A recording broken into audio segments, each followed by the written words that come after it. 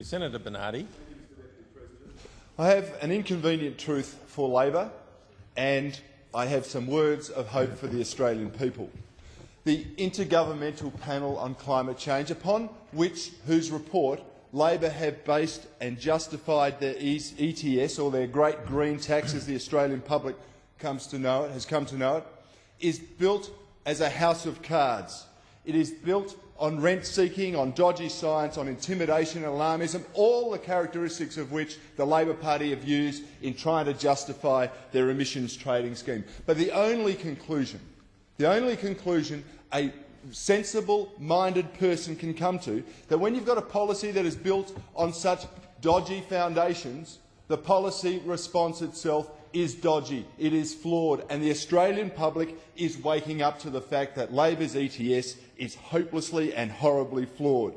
But here are some of the reasons why the IPCC report is flawed and dodgy. Labor have repeated some of them today. Senator McLucas and Senator Cameron, the dinosaurs of the climate change movement, are looking back at stuff that has been discredited and using it to justify their increasingly discredited arguments. Firstly, Himalayan glaciers, they were meant to melt by 2035. False. Proved false. Another dodgy thing that we've heard repeated today.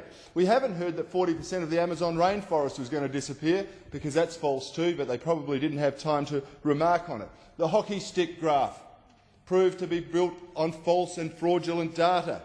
The claim of wild weather and increasing cyclonic activity. Senator McLucas talked about that today.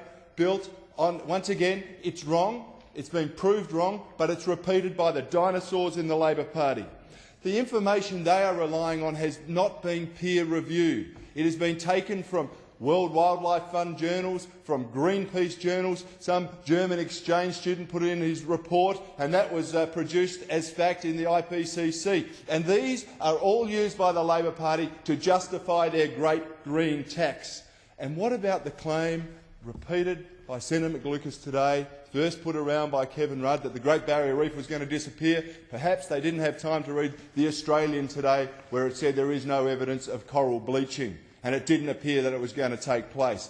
This is a Labor Party that will do and say anything to justify their tax grab on the Australian consumers. They want to place the government at the very centre of the Australian economy, so that every industry, every business, every person who wants to build this country and make it better and stronger economically has to go and ask for government largesse. And then the government will charge them for that largesse, which they're used to in the Labor Party, and then it will bequeath the funds as they see fit to the worthy serfs down there who will applaud them and say thank you very much for looking after us, you know, Mr Kevin Rudd and Ms Penny Wong and co.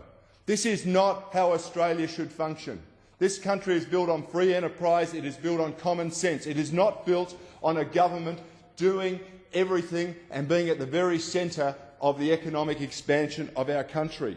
But Labor are misrepresenting their policy to the Australian people, because they know it's not going to have an environmental impact. They know that Australia's emissions is so minimal, and yet they know what they implement is going to be there forever.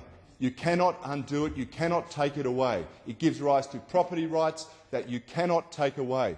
The Coalition's position, on the other hand, is built upon action that can be justified on environmental grounds, irrespective of whether or not the IPCC science is flawed. How can people complain about 2 million new trees? How can people complain about having solar panels more accessible on their roof to provide electricity for them that was environmentally friendly?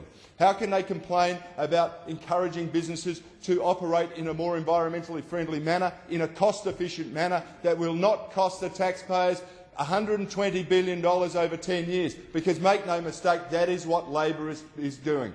It is going to suck $10 billion a year out of the productive economy, and it is going to put it into government hands where they can determine who is worthy of it. Let me tell you, the Australian people do not deserve this government. The Australian people deserve so much better. They deserve a government that is going to be responsible, not only in dealing with the environment, but responsible with taxpayer funds. And if you want to know what's responsible, it's having environmental measures that will cost money. Yes, they will cost money, but $3.2 billion is a whole lot less cost than the $40 billion or the $120 billion the Labor Party are going to suck out of the taxpayers' pockets.